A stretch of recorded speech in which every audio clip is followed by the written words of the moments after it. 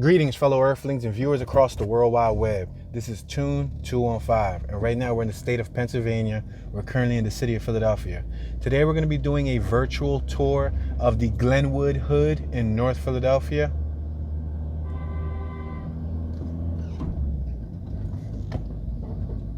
Right now we're traveling southbound on 17th Street.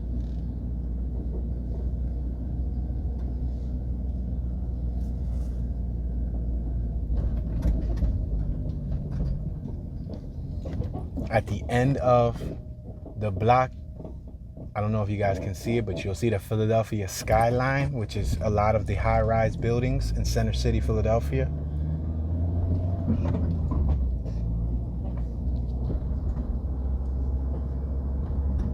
I have traffic behind me, so I apologize. We're traveling about 18 miles an hour. They want me to go faster.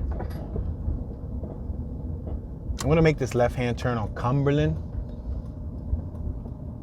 We're at 17th and Cumberland, turning on the 1600 block of Cumberland. I'm going to make this left-hand turn on the 2500 block of Chadwick Street.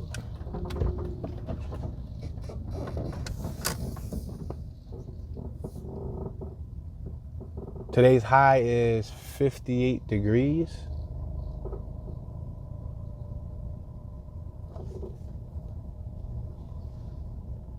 It's 3:03 p.m. Eastern Time Zone.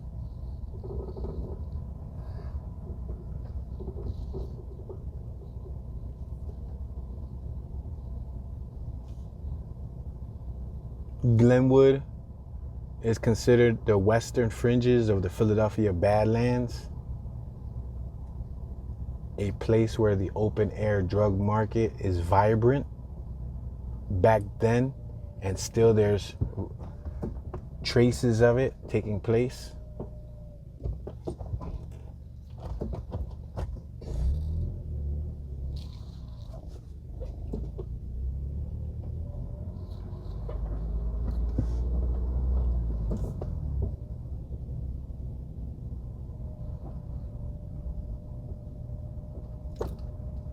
We're traveling about 4 miles an hour. In neutral, coasting, allowing gravity to take us through the block.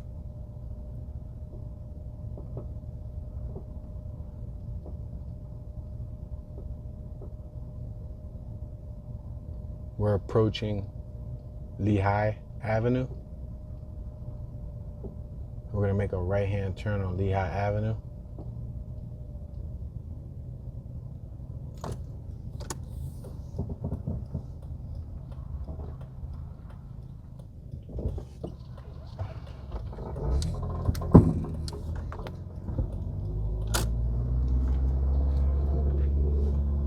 We're going to make this right-hand turn on Bancroft.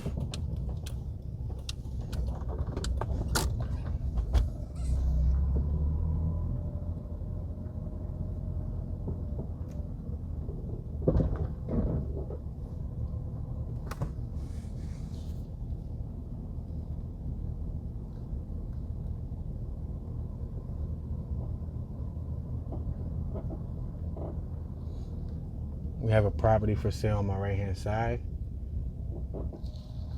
26, I believe 32, 22, 26, 22.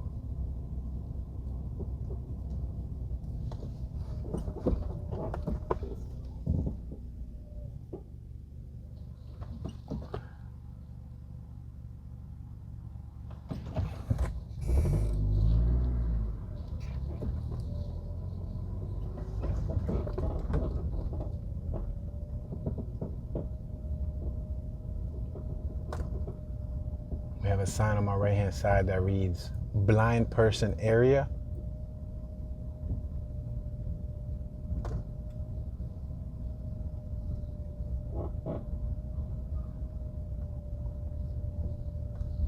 We have some gentlemen doing some cement work on my left-hand side.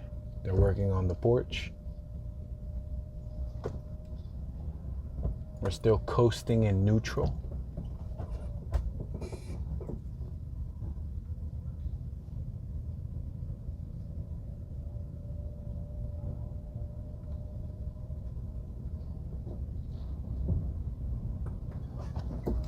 We just exited the 2500 block of Bancroft. We're going to enter the 2400 block of Bancroft Street.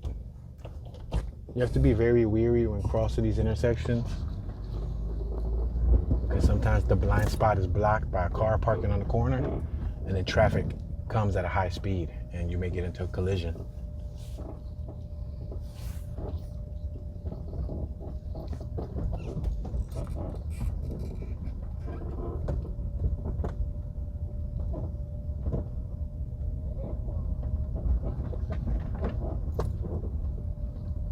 We're still allowing gravity to take us.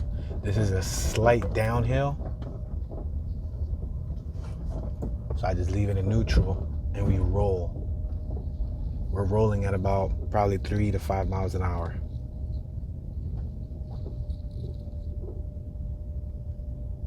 All right, we're at the end of Bancroft, 2400 block of Bancroft.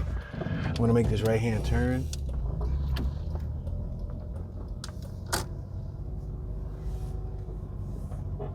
Let's continue traveling forward. If we cross over, if we go to my left-hand side, for example, we're at the intersection of 17th and York. If you cross over York, you're no longer in the Glenwood hood. I believe that will be the entrance point to the Cecil B. Moore neighborhood.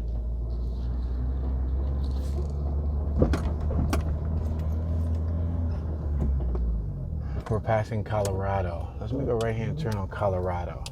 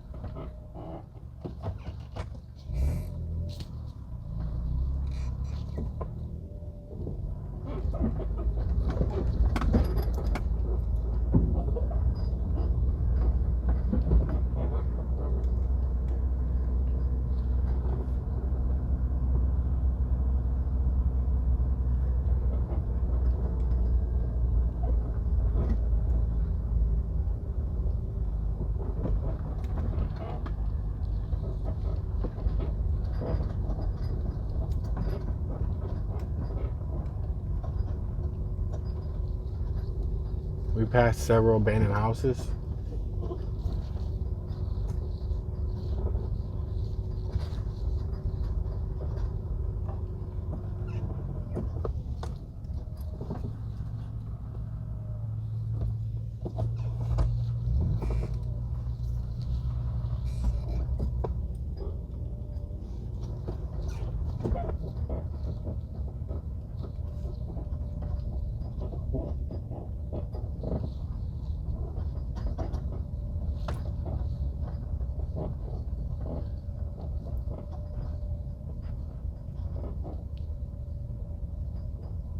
So it is said that when the drug epidemic flourished in the 80s in this area, many of the homeowners moved out, couldn't take it.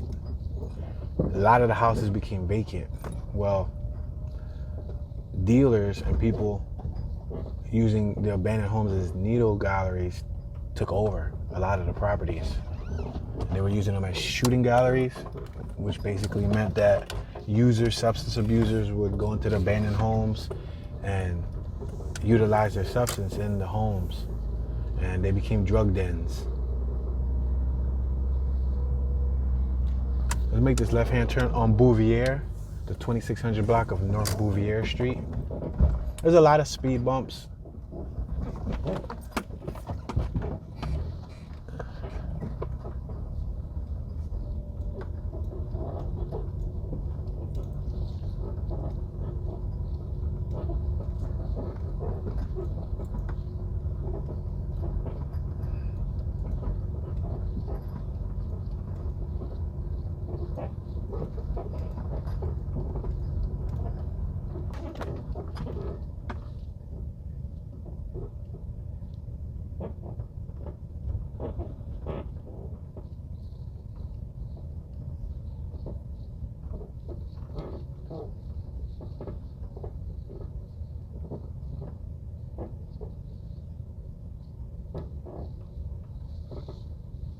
We have some dogs, window protection and door protection on our left-hand side. Lock dogs. That's when they put a metal gate over the door and the windows so nobody gets inside the property. Even though the house is abandoned, we're exiting the 2500 block of Bouvier, entering the 2400 block. Even though it's abandoned, folks may still try to enter the property and pull out all of the plumbing. The copper piping, the copper is worth money. It's like poor man's gold. Dirty copper and clean copper. You take that to the scrap yard and they weigh it by the pound and they'll remove all of the plumbing and sell it for money. So sometimes if a person was to buy a vacant home in this area, it may not have plumbing. It's a high chance that it might not have plumbing, especially if it was open. It won't have plumbing because someone would have pulled it out already and sold it for profit. We have a vehicle in front of us with the flashers. I don't know if they are an Uber driver, a Lyft driver, or if they're trying to pick up a family member, but they had their flashers on for a few seconds and they just turned them off.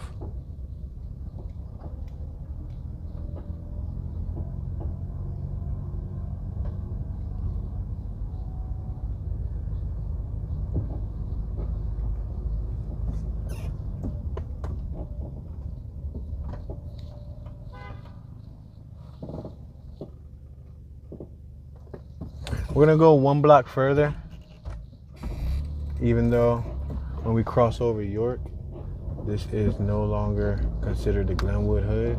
But as you can see, it looks relatively the same.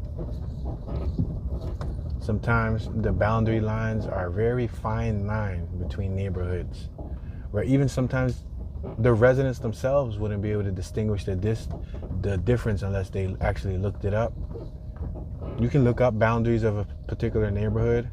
You can go on Google, for example, and type Philadelphia Glenwood neighborhood, and you'll see that it'll come up with a highlight of the map. And in some cases on Wikipedia, it'll say what the outline of the neighborhood is. And then you can see what the boundaries are. The boundaries being all of the blocks, the perimeter that blocks in the neighborhood.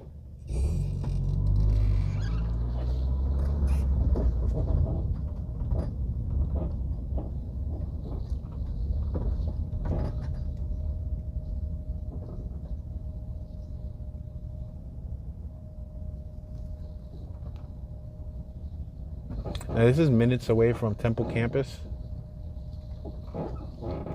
The house for sale on my left, 2243 is for sale.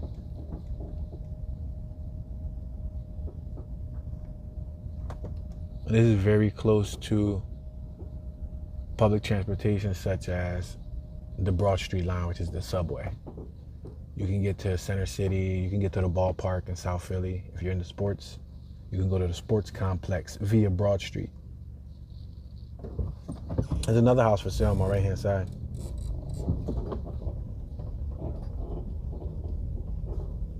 The address is 2220 Bouvier Street. Somebody left a package on my left-hand side at their doorway. Now, make note that if you're in the Philadelphia area, do not trust your package out front.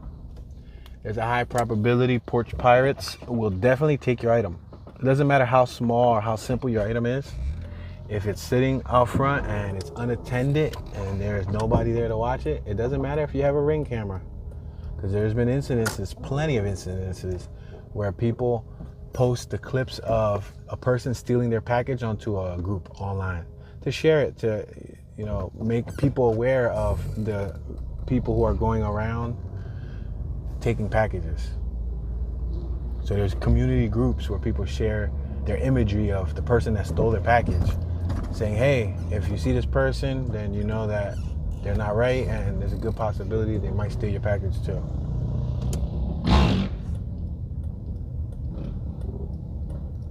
Kid enjoying his dirt bike.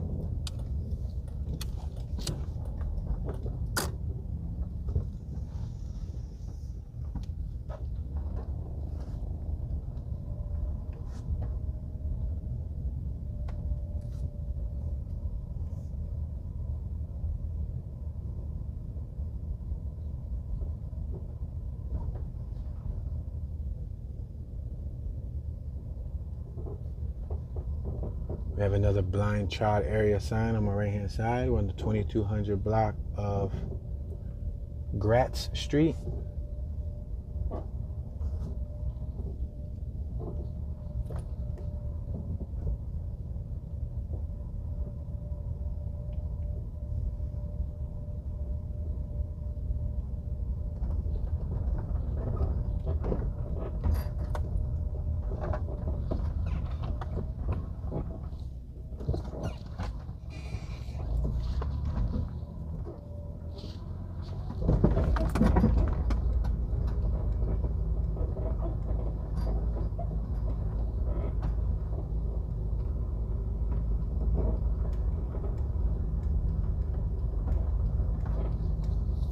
Glenwood is known to be a high crime area.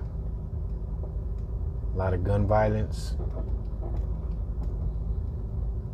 Been on the news plenty of times for different incidences that took place in this area.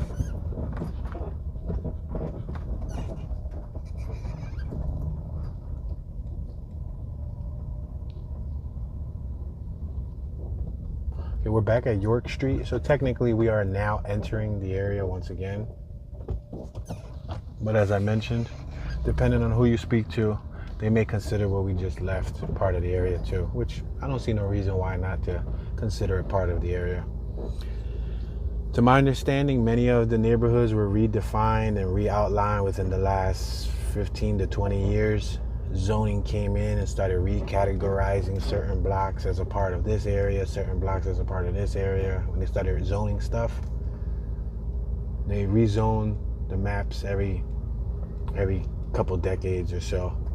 You can find many maps of Philadelphia online. Maps from, for example, the mid-1900s, 1950s, and so on to the early 1900s to the late 1800s. You can even backdate Philadelphia maps as far as the 1700s. Now, obviously, maps from the 1700s are a lot more simplistic. They're not categorized in so many little tiny neighborhoods. They're just big general areas.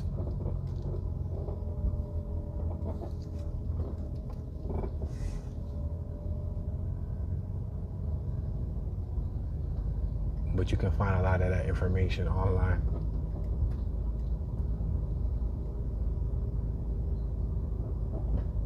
It's cool to compare and contrast what some of these neighborhoods look like back in the day to now.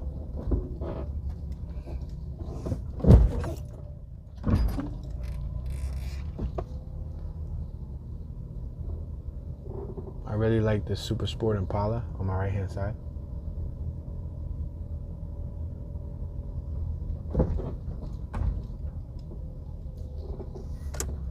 Alright, we're gonna make this right hand turn. We're on Huntingdon. Now, on my left hand side is one of the borders. The Glenwood neighborhood is shaped almost like a piece of pie or like a slice of pizza. So it's not rectangular in a sense, but it's triangular. We're at 18th and Huntingdon.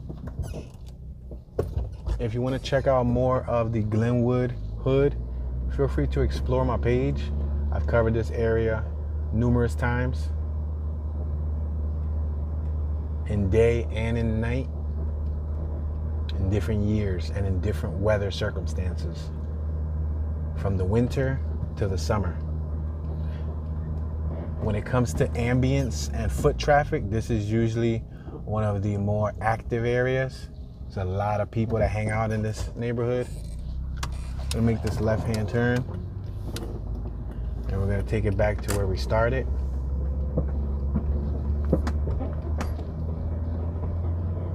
This is also the neighborhood that had a casket, an actual funeral casket, a burial casket, 2 blocks to my right. It was chained up on one of these poles, and there was a message out there for all who drive by to see. And as of recently, I found out via Google Earth that it was removed. But it was out there for a long time, and I've caught it in many different videos, even in walking tours. To some people, it blended in with everyday life. To others, they may have found it eerie and creepy to see a casket out in a neighborhood residential block. But this neighborhood had so much gun violence that it was a stark reminder to the realities that many of the residents face in this community. We're gonna make this right-hand turn on Lehigh Avenue.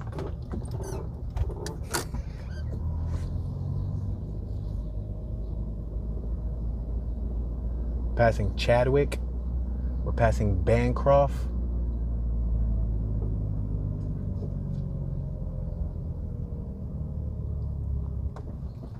We're at 16th and Lehigh, so that casket was on my right-hand side on 16th Street.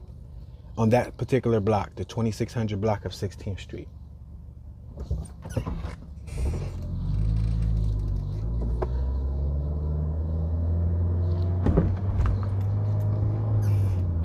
Now, one thing that I noticed is that considering that it's the middle of the week and the weather isn't the prettiest,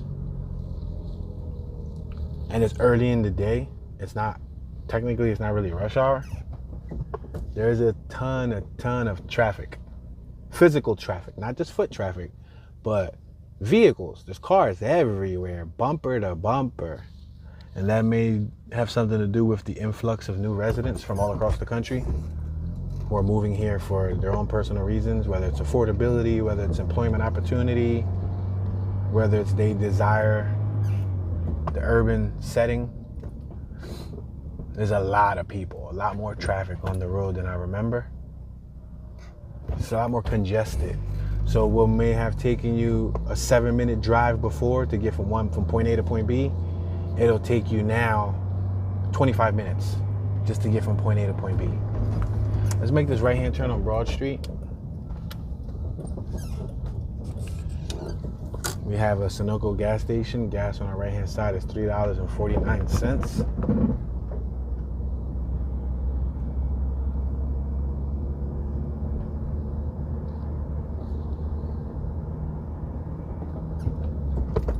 We're gonna make this right-hand turn on Huntingdon Street, the 1400 block of Huntingdon. If I would have kept going down Broad Street southbound, the block that we were just literally on where we turned off of, you would have hit City Hall. We're passing Carlisle, the 2400 block of Carlisle to our left.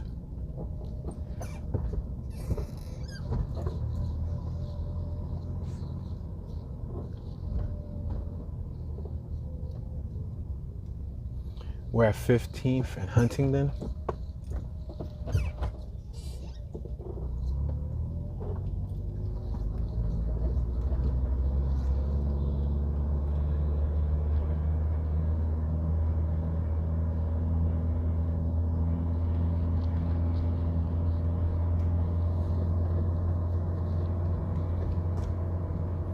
We have the United States Post Office on my right-hand side at 16th and Huntingdon. This is the post office where you would come to do your traditional mailing. And or if you're from the North Philadelphia area, 9 times out of 10, somebody's beeping behind me when I'm allowing this pedestrian to cross the street. I'll talk to you about that briefly. But if you need to pick up your package, 9 times out of 10, your package will be at that post office if you're from the North Philadelphia area. So to the person beeping behind me, the reference that I was going to make was, if you try to make a complete stop in this city, I can't speak for all cities. It was kind of similar in Chicago when I went to Chicago, but if you try to stop at the stop sign, as you should, if you try to make a complete stop, for example, like what I just did there to let somebody cross, the person behind you, a lot of the time, not all of the time, but a lot of the time will be so impatient that they'll beep at you for you to move out of the way.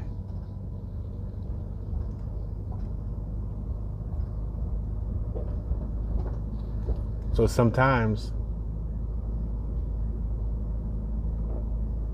it's easier just to roll the stop sign, not completely roll it, not so much of a stop and go, but kind of go with the flow of traffic, because it's almost the norm. Sadly enough to say, it's almost the norm. It's almost the norm, especially, it also depends on what part of the city you're in.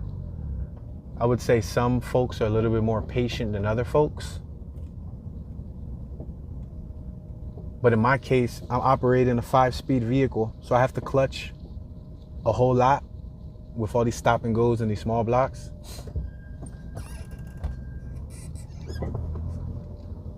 I prefer to make complete stops. I don't mind it. But sometimes it can become cumbersome, obnoxious. Just having somebody dictate or influence the way you drive.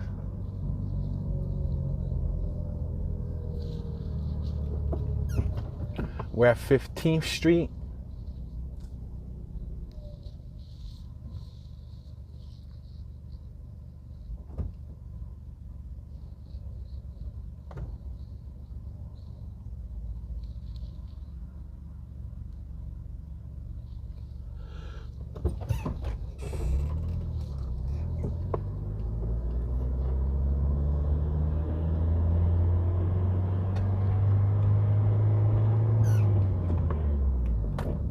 We're approaching Carlisle. We're on Cumberland and Carlisle.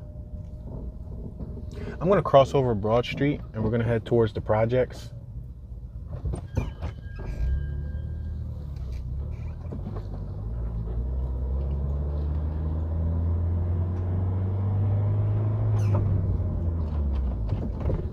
We're passing Broad and Cumberland.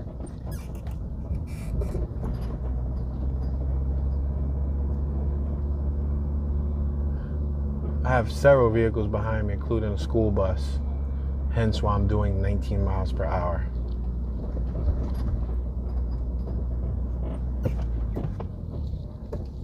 If it appears faster, it's because I'm operating a wide-angle lens. So the wide-angle lens creates the illusion that I'm going a lot faster than I really am.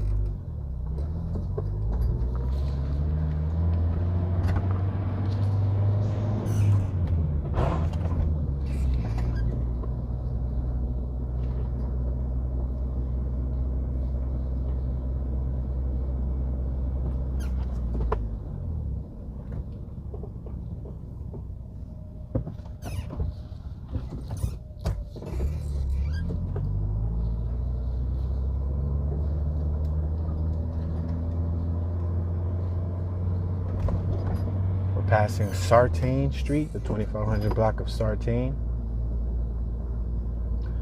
Passing Jessup Street. Now we're at 11th Street. Now there's projects on my right hand side, which it appears that they're now demolishing them. There used to be a whole low-rise housing project on my right, and then the high-rise buildings are still there. But the low-rise is completely demolished. And I've documented this low-rise project several times. I've even walked through it and went into some of the abandoned projects and documented that. See, the school bus just rushed past me. You would think school buses filled with children would try to drive a little safer, but that doesn't always happen. Yeah, so I recently documented this for the members of the channel. I did a 360 video a little over a year ago, walking inside and around this project, and they actually leveled it out. It's gone, guys. It's gone. We're at 10th and York. We're gonna make this right-hand turn on York Street. I'm assuming that those two high-rise buildings are gonna come down next, and they're gonna have to do a controlled demolition for that, meaning they're gonna level it out probably with like dynamite or something. Hopefully they make sure the buildings are empty before they level it out, because there's, last I remember, there was people in there. Even though it was abandoned, there's people that are hanging there, and you can still get in it. And they, even if they seal it, they end up opening it up again and trying to use it to live in, housing.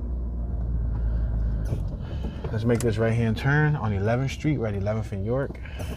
We have the playground right here on my left-hand side, and the high-rise projects on my right, which are now abandoned. But I'm sure if those projects can tell a story, they had a lot to say. They would have a lot to talk about.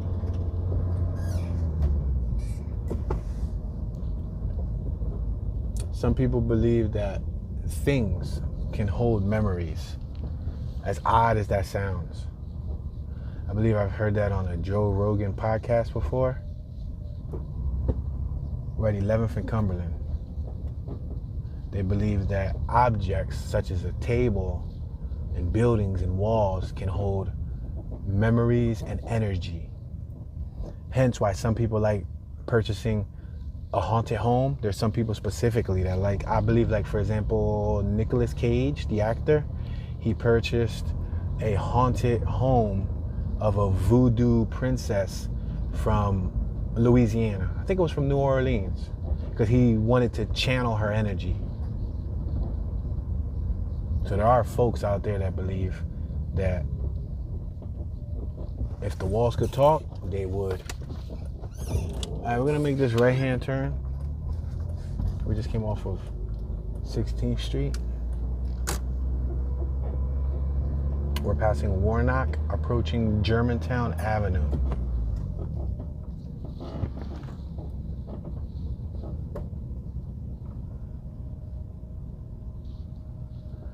Now we're at Huntington and Germantown Avenue. If you cross over Germantown Avenue, which we can't because it's a do not enter, but on my right-hand side, you will work yourself towards the Hartranft neighborhood. On my left-hand side, you will work yourself towards the Fairhill neighborhood, which are two separate neighborhoods. Mind you, we just covered a small portion of the Glenwood neighborhood. But that gives you an idea on the proximity of how far is one neighborhood from another neighborhood.